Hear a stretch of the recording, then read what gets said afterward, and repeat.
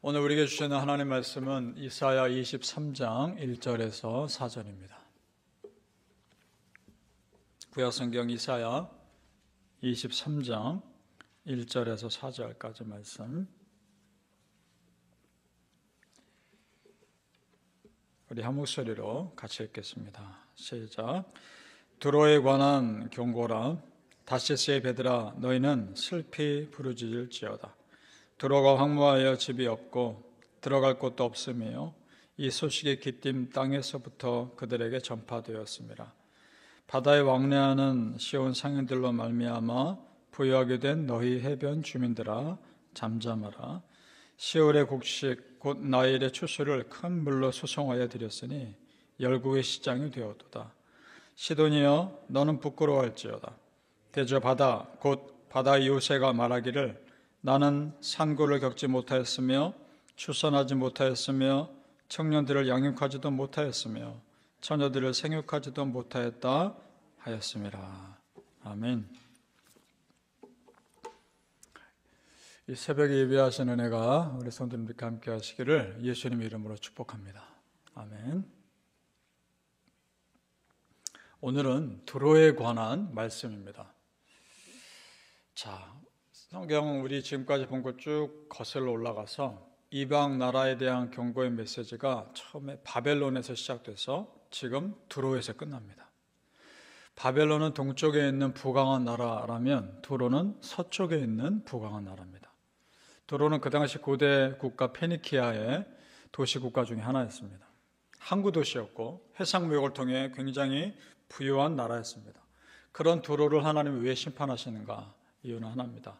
바알 우상의 중심지였기 때문에 그렇습니다. 자, 그러니까 하나님의 심판의 이유 계속해서 말씀드리죠.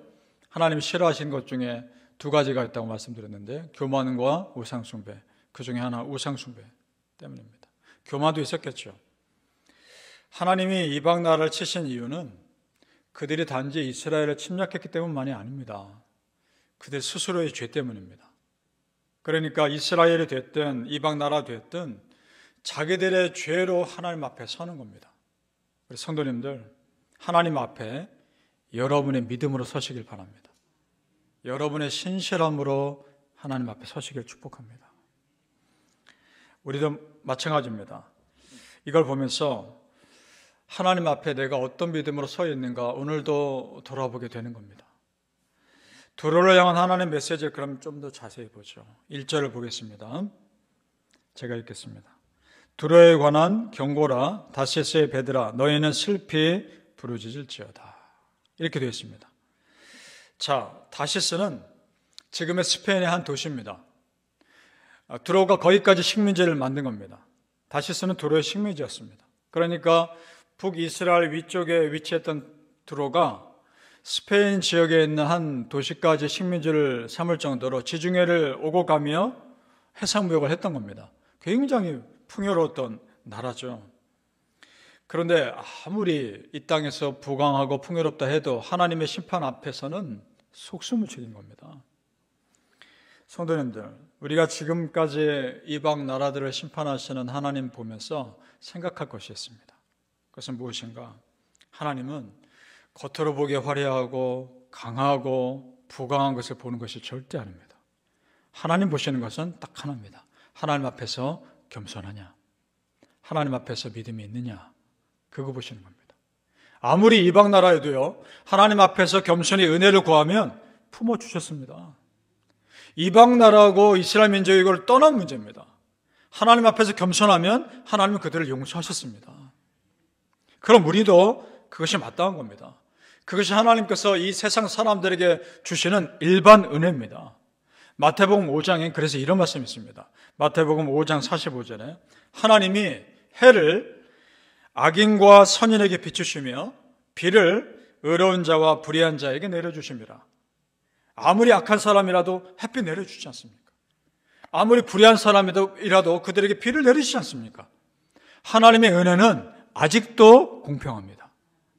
그 공평한 은혜가 있었으니까 나 같은 죄인도 구원받아 여기까지 온 거 아닙니까?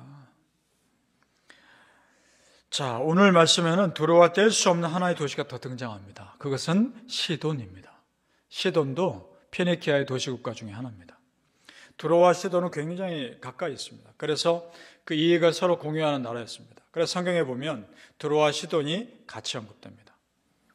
4절 말씀 보시죠. 4절 같이 읽겠습니다. 다시 읽어보죠. 시작. 시돈이여 너는 부끄러울지어다. 대저 바다 곧 바다의 요새가 말하기를 나는 상고를 겪지 못하였으며 출산하지 못하였으며 청년들을 양육하지도 못하였으며 처녀들을 생육하지도 못하였다 하였습니다. 자, 보셔요. 바다의 요새는 두로를 말합니다. 왜 바다의 요새라 했냐 하면 섬처럼 든든한 요새로 세워진 도시였기 때문에 그렇습니다. 해변가에도 두로가 있었지만 섬처럼 생긴 곳에도 자기 요새를 지은 곳이 두로였습니다. 침략받지 않기 위해서. 그가 말합니다. 나는 상고를 겪지 못했고 출산하지도 못했고 청녀들을 양육하지도 못했고 처녀들을 생육하지도 못하였다. 다음 세대들에 대한 소망이 없다라는 말 아닙니까? 아무런 소망이 없다 이 말 아닙니까? 이걸 보면서 시돈 너희도 부끄러워하고 너희 죄를 부끄러워하고 깨달아야 하지 않겠느냐 이 말하고 있는 겁니다.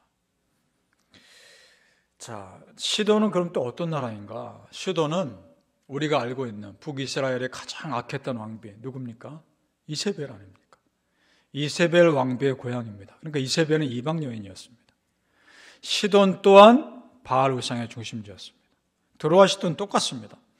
거기서부터 어렸을 때부터 익숙한 그 바알 숭배를 이스라엘 땅에 들여와서 급속도로 퍼뜨린 여인이 이세벨 여인 아닙니까? 그런 나라를 이제 심판하신 겁니다. 그럼 여기서 질문이 든단 말이죠. 왜 하나님이 그런 나라 두로와 시돈을 더 일찍 멸하지 않으셨을까? 그들이 부강하고 강성해지기 전에 하나님 멸하셨으면 북이스라엘 땅에 그 우상숭배도 이렇게까지 퍼지진 않았을 텐데 이런 아쉬움이 든단 말입니다. 그렇지 않습니까? 그러나 성도님들, 이 또한 하나님의 오래 참으십니다. 하나님의 오래 참으신 겁니다. 그 두로와 시돈 백성을 하나님이 기다려주신 겁니다. 하나님이 우리가 생각하기에 하나님이 이스라엘에게만 선지자를 보내신 것처럼 생각할지 모르겠지만 하나님이 이방 나라에 선지자를 보낼 수도 있는 일 아닙니까? 아수르에도 선지자 보내셨지 않습니까? 우리가 알고 있는 요나 선지자. 아수르의 수도 니느웨에 선지자 보내셔서 회개 메시지 전하게 하셨지 않습니까? 그러면 두로와 시돈에도 보내실 수 있는 일 아닙니까? 그래서 그들이 회개하기를 기다리실 수도 있는 거죠. 하나님이 기다리신 겁니다. 성도님들, 이스라엘 백성들의 영혼도 귀하지만 하나님에게는 두로와 시돈 백성들의 영혼도 귀한 겁니다.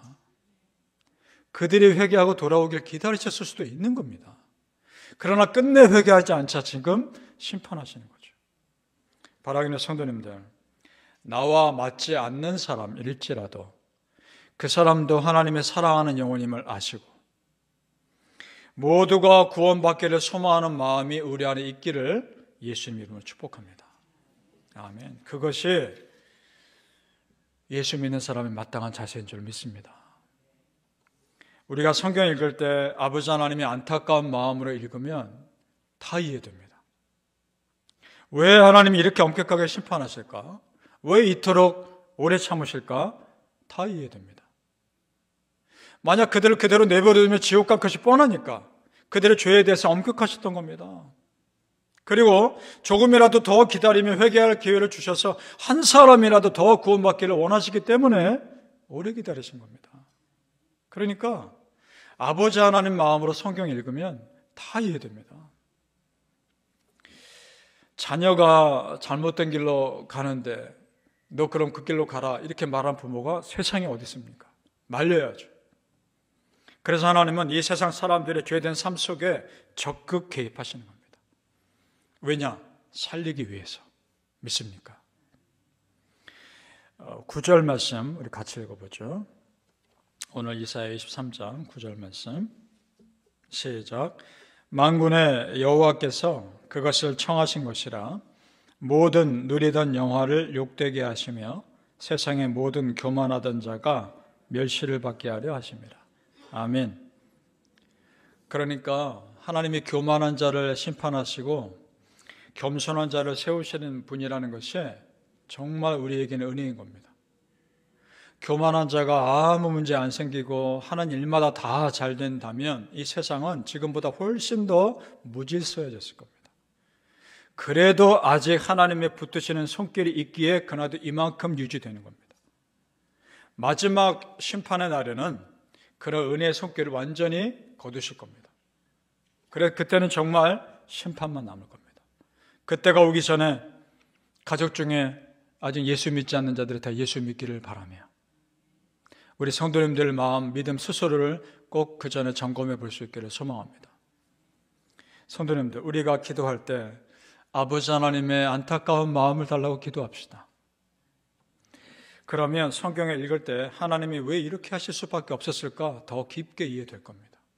그리고 다른 사람을 대할 때도 더 너그러운 마음으로 이해될 겁니다. 왜냐? 그 영혼이 불쌍하니까. 그 영혼이 안타까우니까. 하나님의 불쌍히 여겨주심으로 구원받은 내가 다른 사람에 대해서 불쌍히 여기는 마음으로 대하는 것이 마땅한 줄로 믿습니다. 시편 103편 13절 14절에 이런 말씀 있죠. 아버지가 자식을 긍휼히 여김같이 여호와께서는 자기를 경외하는 자를 긍휼히 여기시나니 이는 그가 우리의 체질을 아시며 우리가 단지 먼지뿐임을 기억하심이로다. 아멘. 그렇습니다. 아버지 하나님의 긍휼하심이 먼지 같은 나를 여전히 붙들고 계시는 겁니다. 그것이 우리에게 위로요, 소망입니다. 바라기는 성도님들, 이해되지 않는 세상의 많은 일들 앞에서 아버지 하나님의 마음으로 바라볼 수 있는 여유가 나에게 있게 해달라고 기도하시기를 예수님의 이름으로 축복합니다. 아멘. 기도하겠습니다. 아버지 하나님, 세상의 복잡한 일들 앞에서 이해되지 않는 상황들 앞에서 아버지 하나님의 안타까운 마음으로 이해하게 해달라고 기도합니다. 내 생각으로 바라보면 정말 속상하고 이해되지 않지만 아버지 하나님의 크신 뜻을 가지고 여유를 가지고 바라볼 수 있는 눈을 우리에게 허락하여 주옵소서. 그래서 세상에 되어가는 상황 앞에서 마음 졸이지 않게 하시고 하나님의 여유를 가지고 바라보게 하여 주옵소서. 하나님, 내 좁은 생각으로 함부로 판단하지 않게 하시고 하나님의 마음으로 기다리며 기대하고 소망하게 하여 주옵소서. 우리 성도님들 마음 가운데 혹여나 불안한 마음이 있고 혹여나 속상한 마음이 있을 때 그 마음 받아주시옵시고 위로해 주시고 하나님의 눈을 떠서 아버지의 마음으로 볼 수 있는 그런 은혜가 있게 하여 주옵소서. 아버지 하나님, 엘리사를 치러 오는 군대 앞에서 불안에 떨고 있는 종에게 하나님이 눈을 열어주었을 때 천군 천사가 그 엘리사가 있는 성을 둘러싸고 있는 것을 보았지 않습니까? 아버지 하나님, 우리 성도님들 마음에 불안함이 있을 때 눈을 열어 천군 천사가 우리를 지켜주고 있음을 보게 하여 주옵소서. 눈을 열게 하여 주옵소서. 마음을 열게 하여 주옵소서. 더 큰 하나님의 계획을 바라보게 하여 주시옵소서. 그걸 바라보며 승리하게 하여 주시옵소서. 감사하며 예수님의 이름으로 기도합나이다. 아멘.